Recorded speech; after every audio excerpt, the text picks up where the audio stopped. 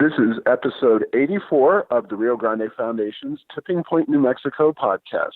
I'm Paul Gessing. And I'm Wally Drangmeister. I'm president of the Rio Grande Foundation, New Mexico's free market think tank. You can find out more about the foundation at riograndefoundation.org. This and every week we'll be talking to you about public policy issues facing New Mexico. Wally, we're finally getting beyond the 2019 legislative session, although the bill signing period concluded last Friday.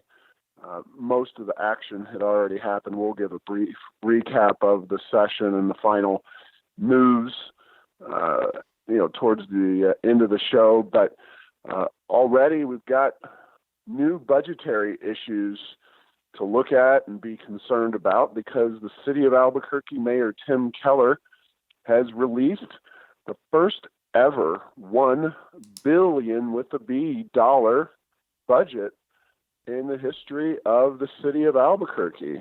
It's a monster, although the real monstrous occasion is the fact that the general fund of the city of Albuquerque's budget, which is a different pot of money, if you will, that has increased now by 21.82% in just the last 2 years.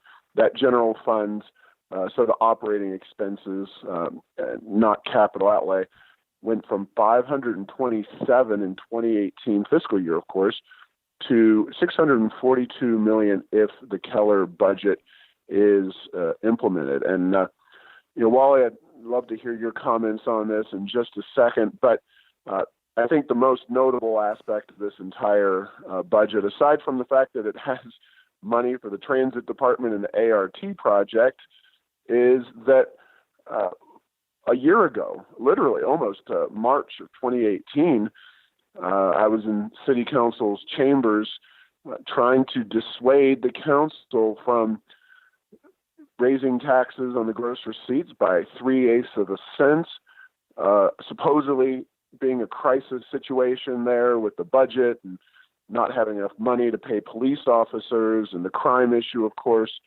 And now here we are with a rapidly growing government, faster, quite frankly, than at any time over more than the last decade in terms of the city of Albuquerque's budget, which had bounced along, again, the general fund, 2010, $455 million, slowly moving up to $500 million by 2016, and then pretty rapid progression, especially starting with Mayor Keller. So there you have it. Albuquerque budget growing rather dramatically despite or because of raising taxes in the ostensible emergency. Yes, and my thoughts on this are it is staggering that $1 billion with a B, the proverbial $1,000 million for a budget is large indeed. And as I talk to people around the city in terms of programmatic issues related to the city, I've not really heard very much other than we would like there to be less crime. And this budget, just from the looks of it, certainly puts more money lots and lots and lots of different places other than law enforcement. And I do think that we are getting to the point even amongst those that initially think that higher taxes is not a bad thing and that more government spending is not a bad thing, that this will hopefully raise the, if we don't see progress in things that are important to the citizens, I think that even in Albuquerque, the administration and the councilors may be setting themselves up for backlash. One would certainly hope, and we do have city elections coming up later this year, October. We have two of the most left-wing oriented folks on city council, Isaac Benton and Pat Davis, up for election. Both of those individuals were champions of the ART project, and it's one of the things that I've kind of always been frustrated with in the media coverage of the ART boondoggle, as it's really kind of grown and been exposed on a national level in multiple publications, most recently the Wall Street Journal, the LA Times as well. People in the media and often in the public as well tend to offer all due critique and praise to the executive, in that case, Mayor Barry. But whether it's the state level with Governor Martinez trying to get policies through a hostile legislature, or whether it's the city of Albuquerque, where you had enthusiastic support from many corners, including Davis and Benton, of misguided projects like the ART, those two individuals are among the first that I think need to be held accountable. And so we're going to be working to make sure that people know that those two individuals are not only leading the charge on the ART and other wasteful projects, but of course the plastic bag ban that's soon to be voted on perhaps as quickly as April the 15th, ironically tax day there at City Council. So a lot of bad policies, and you're right, hopefully at some point the voters of this city realize that they are being taken for a ride by the bad policies of folks, including but not limited to Benton and Davis. And I did want to point out a quick story. Channel 13 did a very nice story about the budget, specifically the transit and the ART dollars put into it. But it's worth noting, and KRQE points this out, the transit budget is $56 million. So it's a pretty healthy chunk of money in that overall budget. Getting a $4.5 million boost, an increase of that amount, that's a significant increase. And while admitting that ridership is down across Albuquerque's mass transit, various bus systems and whatnot, and that the fare box revenue in Albuquerque with the transit system is between 7 and 10% of operations costs.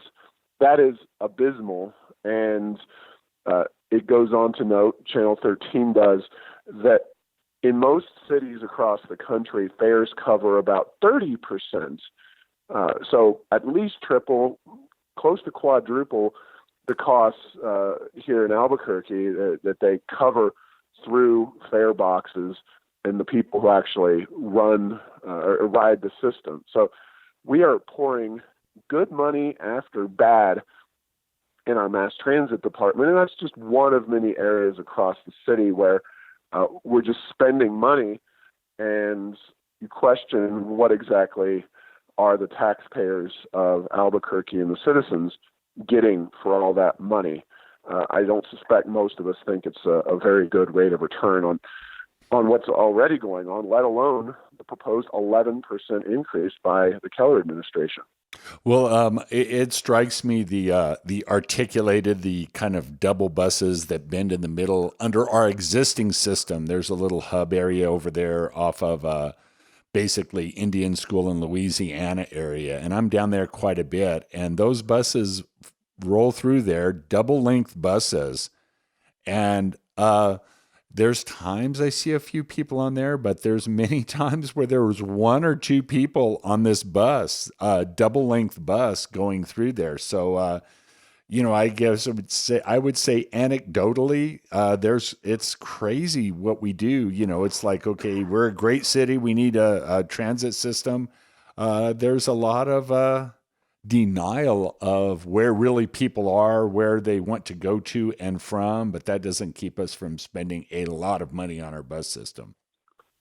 No doubt about it. And I live along Coors, so opposite side of town from there, Wally, and walking my dogs out on Coors, many nights you see the rapid ride buses riding up and down that particular major artery. And also, you often have buses with one, maybe two people on that bus besides the driver. It is just an abominable waste of not just taxpayer dollars and money, but of course, it's not green in any way, shape, or form when you're running these very heavy, big, fuel-burning buses up and down the road with just a person or two on board. And I don't know if anyone, certainly, Mayor Barry expanded transit for no apparent reason.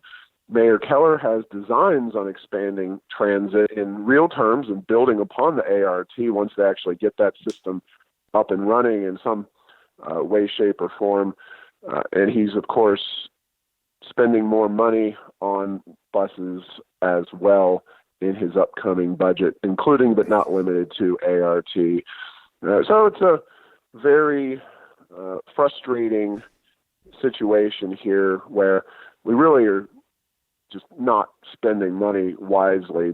And, kind of actually ties into, although the new Wallet Hub report, and Wallet Hub's been on a roll, I have to say, those folks have been getting a lot of information out the door. They have a lot of researchers working. And as I said in previous podcasts, Wallet Hub does some really great work and some work that's not really worth citing or discussing, but their latest is the best and worst state for millennials. And, a lot of the measuring sticks that they use in their analysis are things that I think are pretty important.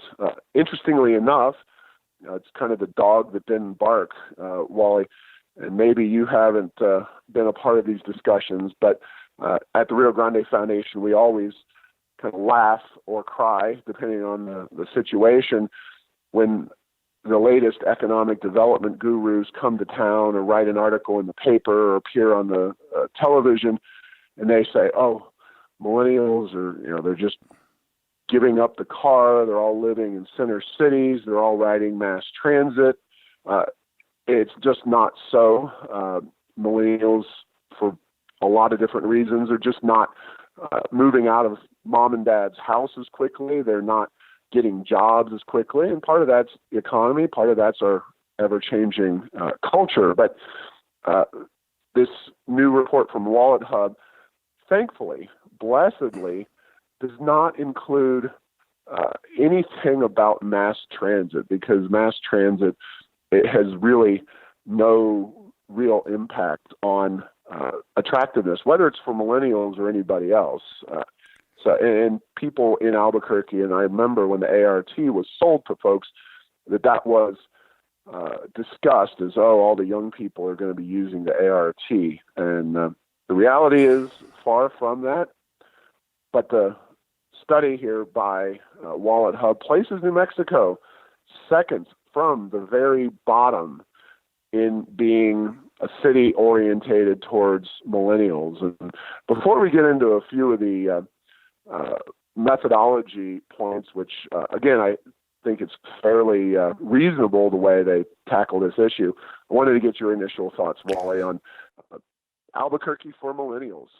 Well, this is possibly a bit of a contrarian approach that many people take, that these millennials somehow want things that are dramatically different than other people and other generations. And I did take a look at the items that are in this, and there's nothing that I see as a huge, what I would call, hipster factor. It's just put in there because this is the cool thing, whether it's based on data or reality. This Wallet Hub report, it has things like education and health, affordability, quality of life, etc. These are things that I think that are important to every generation, albeit if you're in a younger generation, certain things with regard to economic opportunity. If you're in your career and you need employment, it may be a little different than if you are retired. But of these sorts of surveys that I've seen, I think this one does not have anything that I would consider a flippant or a fluffy kind of metric. And so I think that this one certainly bears some paying attention to, because I think it's indicative of the overall situation that, a state like New Mexico and a place like Albuquerque is facing with regard to the overall quality of life for all generations. And I think this study is certainly one that bears some paying attention to. Yeah, and I misspoke slightly. I interspersed Albuquerque for New Mexico. It ranks New Mexico as a whole, and it's worth noting. Let's do the top line first. The most friendly state is Massachusetts. They do include the District of Columbia, and having lived in the D.C. area, that's a relatively good place for a lot of young people. Certainly a lot of jobs for educated public policy folks. Washington State, Minnesota, Wisconsin, Colorado, Iowa, and Utah. So a couple of neighboring states there in the top 10. At the very bottom is West Virginia, and ironically, as people who regularly listen to this podcast may be aware, my wife is from West Virginia, grew up there, so she's lived her entire life more or less in some of the least, and she's actually a millennial.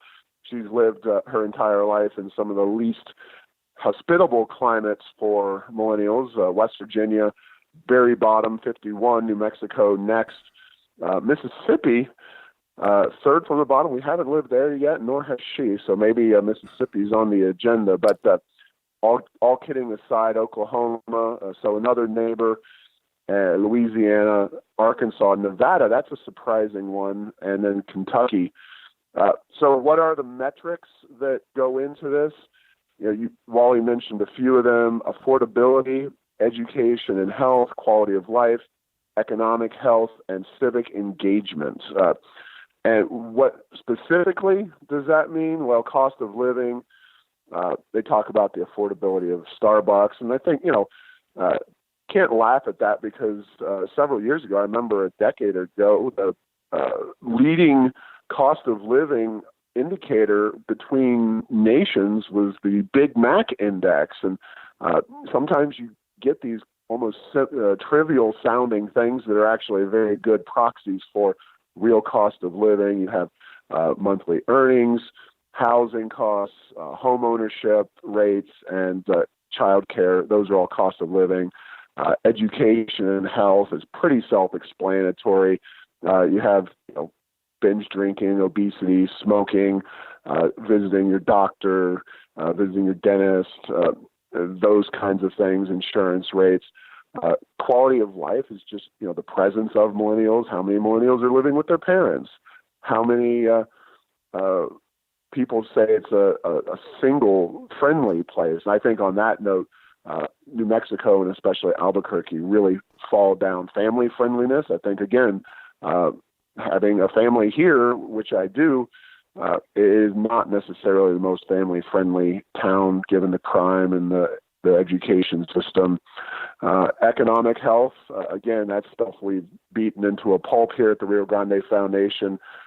Not a very strong economic situation here in New Mexico. And then civic engagement, and I might put that in the bottom, but that Wallet Hub, to their credit, only gives civic engagement 10 out of a total of 100 points. So voter turnout, volunteerism, and those kinds of things. So a pretty solid report there, and definitely something that, if nothing else, Wally, the progressives, young, hip people, they should respond to this kind of conversation a little more eagerly than I think they respond to a lot of run-of-the-mill economic development type issues. Folks like Tim Keller, who I don't think he's quite a millennial, but he's pretty darn close in terms of how young the guy is. And some of these New Mexico politicians that describe themselves as, hip, looking for the young people, they're really not getting the policies in place that we need here in New Mexico to make our state a friendly, thriving place for those young people. And we're attracting the older folks, but not so many of the younger folks. And I think that's a real disconnect between the perception of the policymakers, state and local, and the reality of the policymakers in this state. Yeah, and then you brought you touched on what I think is a hugely important factor that in no way do I want to make it sound like I'm making an excuse for New Mexico, but one of the issues that I was exposed to many years ago by New Mexico pollster and analyst Brian Sanderoff was the demographics of the state of New Mexico and how among the Anglo groups, they tended to be much older and much better educated, and amongst the younger generation tend to be much more Hispanic and much less educated. Again, overall, and these are statistics, not these are not personal attacks on any group. But the bottom line is that combination is a very difficult combination for a state to do economic development with, as you contrast with a place like Utah that has a large number of very educated young people. It makes economic development, it makes economic growth, it makes many things easier. So I think when you talk about what does that mean for New Mexico, is that we have a lot of pressure on us because that demographic factor isn't was one that maybe was inherited, but bad policies can be amplified and have even more negative impact than if we were in a little bit better shape from a demographic point of view in terms of the makeup of our population in terms of growing an economy. Yeah, I think that point about demography is real. It's relevant. It's important and impactful on our state, and its outcomes on a lot of these national reports, education, attainment, economic growth, etc.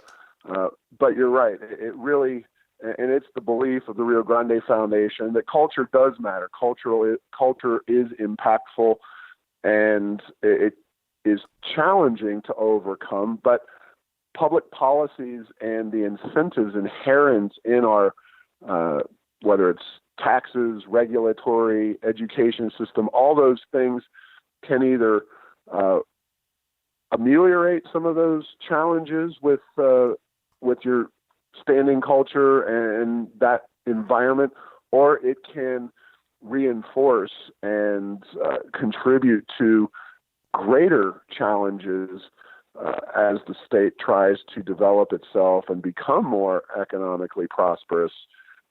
But New Mexico just, for whatever reason, has not been able to or willing to get over the hump in terms of electing policy leaders and putting policies in place that will help us get moved up on some of these lists, help us attract young, ambitious people who aren't just here to work for the Sandia and Los Alamos labs. And those are great benefits to our community, our state, but ultimately they're kind of external forces in many ways. And we're blessed as a state to have, of course, nice weather, ski mountains, and the labs, but they're really not things that New Mexico policies or institutions have created. They're all external factors and advantages. And we do have that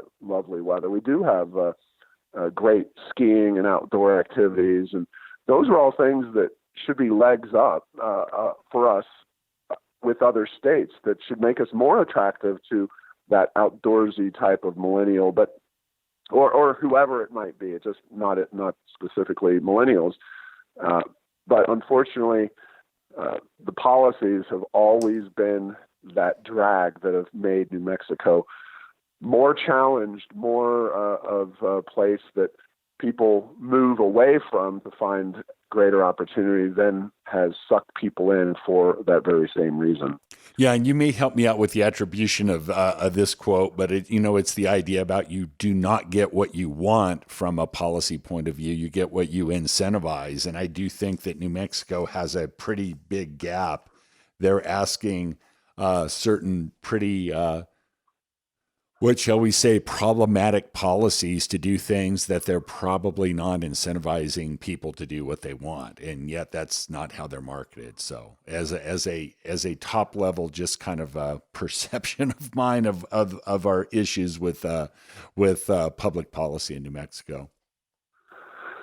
No doubt about it, and we're gonna talk to the author of one of the next pieces, and rarely do we at the Rio Grande Foundation in this podcast kind of look at the newspaper for guidance. Unfortunately, I think too many of our media outlets literally, they read the newspaper in the morning and that's where they cover the stories. And, Albuquerque Journal does a pretty good job for a paper of its size and a city this size, and trying to be fair and equitable. But the opinion page recently, hit on our favorite issue, Wally, the Energy Transition Act and the effort to make New Mexico 100% renewable and electricity generation. A gentleman from what I would call our big brother think tank, or it has some implications, sister think tank, but much bigger sister, the Texas Public Policy Foundation, a gentleman named Mike Nazi, who they have a project, although it's all run out of their think tank in Austin, Texas, this life-powered initiative. It appeared in the Journal on Monday, April 1st, but no fooling. The zero carbon mandate will cost New Mexico's citizens. And the author, Mr. Nazi, goes into several of the things that we have talked about on this podcast in terms of the headlong push for renewables, the mandates, and how it's going to jack up electricity prices. He talks about Germany and their push for renewables and how much that has cost ratepayers there.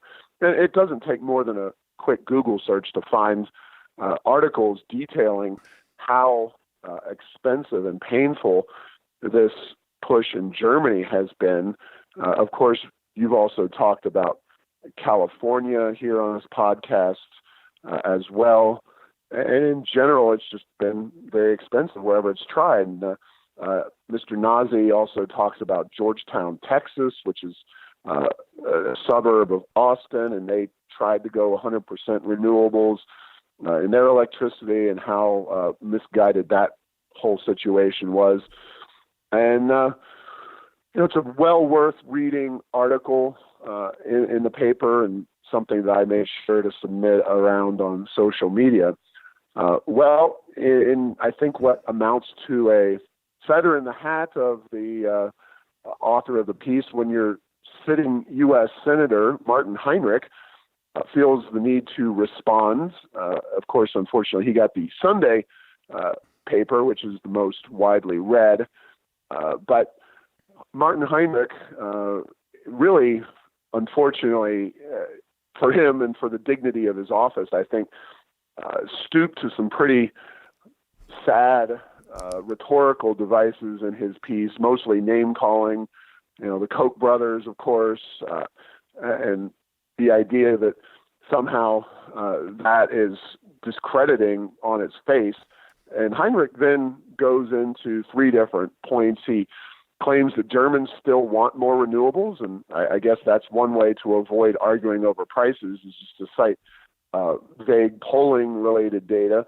He claims Georgetown, Texas is doing great, but doesn't consider that recent article from their newspaper, one of their news outlets said that the city was on the hook for $6.5 million in cost overruns from their renewable mandate. And then he talks about Netflix right here in Albuquerque. Again, this is Martin Heinrich saying how renewables are great because Netflix is expanding in Valencia County, and they're demanding more renewables. Well, I've got news for Mr. Heinrich, and that is that just because Netflix is putting up a bunch of solar panels and says they're using renewables doesn't mean that when the wind doesn't blow and the sun doesn't shine that they are actually using renewables at Facebook. They are simply dumping the volatile, unreliable wind and solar onto the power grid and using the same exact electricity that we all are. Unfortunately, they're getting subsidized and all kinds of benefits for their benevolence. And whether Netflix is a good deal or a bad deal is a little beyond the scope of this podcast. But the fact is that when it comes to electricity, Netflix is not something that you can really use to justify so-called renewables. If you're going to use renewables like the state of New Mexico claims they want to, you're going to need some backup power, batteries, or other such devices in order to make that system actually work. And that's going to be very expensive. And that ultimately is the point that we made throughout the session to legislators and media. And that's what Mr. Nazi is pointing out. And Martin Heinrich really shows his immaturity as a person or his staff by just name calling, and then the lack of his arguments really shows through to anyone who knows anything about electricity generation. So, Wally, I know that's an issue that you've looked at, but we're going to have Mr. Nazi on the podcast as an interview this week, and we're going to sit down and really get more in depth on this issue. It's the biggest issue, as I've said, that we discussed during this session, and it's something that I guess the debate is going to continue on for months or maybe even years. Yes, I think you covered the details of the reply from the senator's office, and when I read that, I'm just trying to describe my emotion, but it reminded me of is so, is not. It was a pretty poorly crafted, not compelling. And, like you say, it made a point under each one of the major headings, but largely irrelevant. So I think nothing would have been far better than that. But, in this time of the Green New Deal and almost this religious fervor for things that we're going to try to accomplish, it is a little unnerving. Every action economically and particularly in energy has costs and benefits, and renewable power is no different. And so if you can only talk about the benefits of something without a look at the cost, that is a recipe for economic policy disaster. So I think enough said from my point of view on that, but that was a weak by any standard rebuttal, and maybe our senator's working so hard, he was so busy and tired when he signed off on that, he didn't read it well, but it was not a good piece. Yeah, I will give him credit for rapid response because the Nazi piece appeared on April 1st, as I said at the outset. Heinrich's appeared on the 7th. Now, when the Albuquerque Journal or any media outlet gets a unsolicited piece from a U.S. senator from that state, they tend to be very quick to run it, and of course they gave him the most favorable slot available. But it's clear that they either didn't have the ability or the interest in making detailed arguments and responding to those, because and it's one of those things where you use examples such as Georgetown, Texas, or Germany. And when I'm writing about things that happen in places where a vast majority of your readers are not familiar with the reality one way or the other, you really need to be very specific and detailed. Now, the one unique thing about Germany, and it's affecting this whole situation in a way that is unfortunate, is that they made a very bad/stupid decision in Germany after the Fukushima incident in Japan. Germany decided, politicians said, not only are we going renewable, but we're going to essentially decommission our nuclear power plants that have been operating safely in that nation for decades. So they made a double whammy decision to go renewable while they were getting rid of the most cost-effective, consistent, widely dispersed form of zero carbon emissions electricity generation.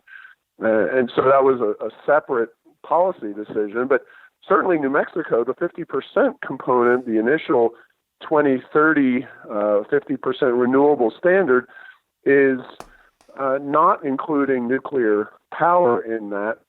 So New Mexico is going to be unnecessarily precluding the use of zero carbon nuclear power in some of the same ways as Germany. But thankfully, they're not just decommissioning perfectly good nuclear power plants. It is a coal plant, and that's something that is equally unfortunate. But Heinrich's office really, I think, just reading the two of them, you don't have to be ideologically oriented towards the Rio Grande Foundation.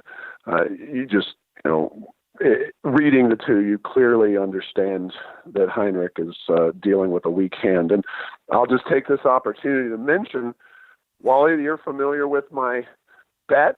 Unfortunately, I didn't have any takers from 350.org, but should anyone from Heinrich's office be listening to this podcast, as I would hope they would, to educate themselves a little bit on the reality of New Mexico's economy, I would gladly put up a standing bet with Senator Heinrich in the same vein as I did with 350.org, that if New Mexico's electricity prices by 2015, so halfway through that, or 2025, I should say, halfway through that build up to the 50% mandate, if the electricity prices in New Mexico have risen by less than the rate of inflation, I will put, and the Rio Grande Foundation will put messages out on social media, on our website, saying we were wrong.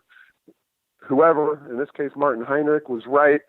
Renewable energy does not increase electricity prices. But should electricity prices in New Mexico by 2025 rise faster than the rate of inflation, the good senator, in some format, I'd have to figure out exactly how, but I'm sure on his Twitter feed or Facebook page, could commit to saying that the Rio Grande Foundation was right. Now, fat chance of him actually doing this, but I figure I'll extend the offer, because if they're that confident, they might as well take us up on a simple bet, right?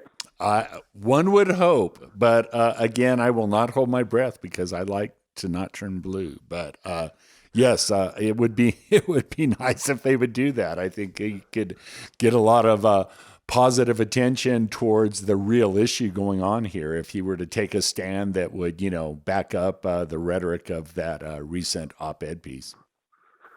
Yeah, because Heinrich actually does say, this is a line from, third or fourth paragraph in, the oil and coal funded, and I thought they were the Koch brothers, but apparently now they're oil and coal funded, Texas Public Policy Foundation incorrectly claims that this transition to clean energy will hurt New Mexico families' pocketbooks. The truth is that market forces and technological innovation have already reshaped the way we produce energy, et cetera, et cetera. So he's basically saying that, yes, the shift to so-called renewables will not have any negative impact on our electric bills, but I don't suspect that he'll put his money or his pride where his mouth is. I'll take this opportunity, and we're going to talk briefly about the recap of the legislative session now that the signing period is done. The damage is complete, but briefly, we still have the contest going on the land commissioner logo. Folks can submit 4 potential cash prizes. If they are selected, 3 different logos will be selected. The top prize will be $250.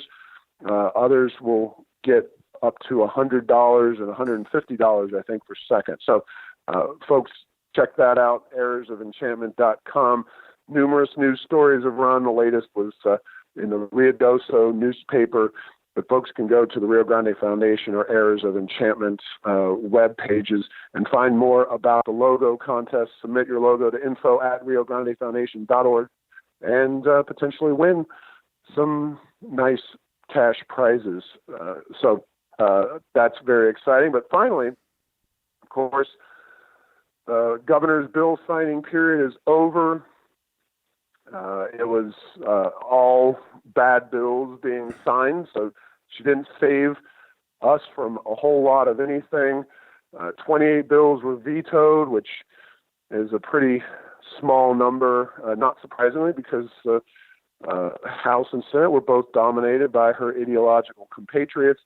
I think the most important thing that's happened since we talked last, though, Wally, is that the Electoral College bill relating to essentially New Mexico deciding to abandon its involvement in the Electoral College through a compact and giving all of our votes to whatever the majority is, essentially ceding control of presidential politics to California and New York.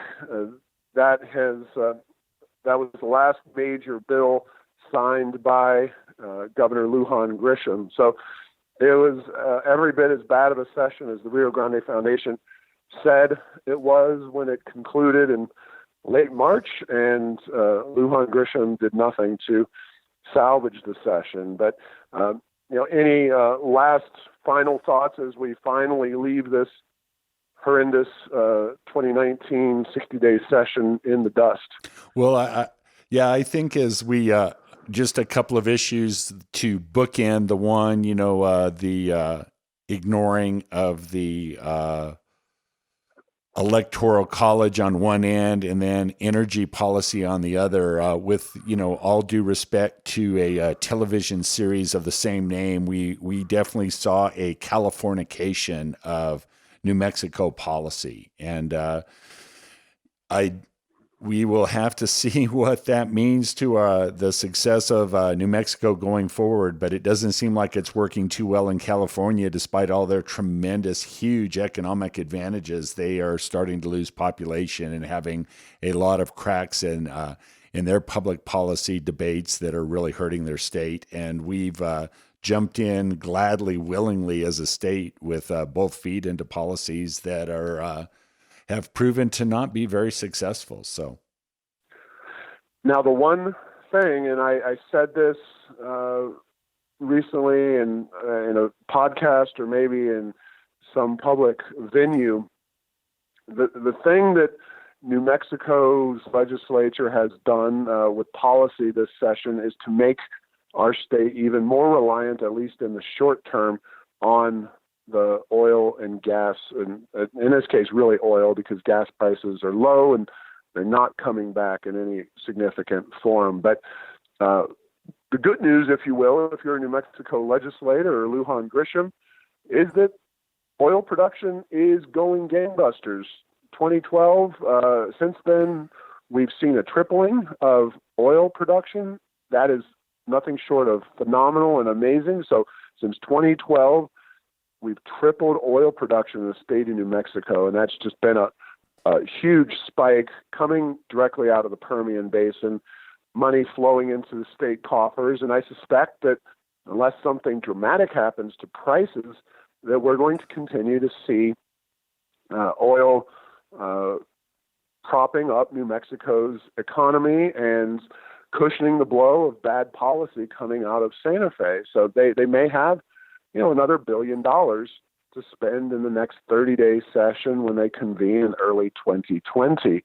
And just to buttress that point, you look at a chart of the last several months, really since the beginning of 2019, and oil prices have dramatically rebounded. Of course, motorists, those folks out there like you and I filling up our gas tanks, have seen a rather dramatic increase in prices back around, say, Christmas time of 2018.